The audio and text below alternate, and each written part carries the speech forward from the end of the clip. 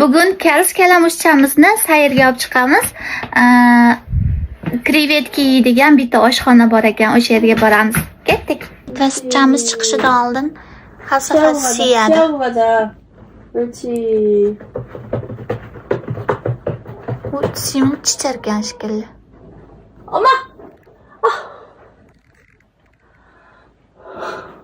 다른 데서 샀어요? 완전 미친놈처럼 줘봐. 어머. 아니 왜 이렇게 싸냐고. 나 진짜 개 짜증나네 또 갑자기.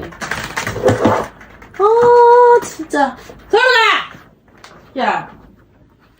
Bu вообще issiq ekan ko'chada. Kelitdilar. Malibu mashinada kelitdilar. Har safar shunaqa ko'chaga ketayotganimizda kolyaskani mashinani orqasiga yarimta qilib sovolamiz. Mana shu kolyaskani orqasidan bir kun belim sinib qolsa ham ajoyib emas.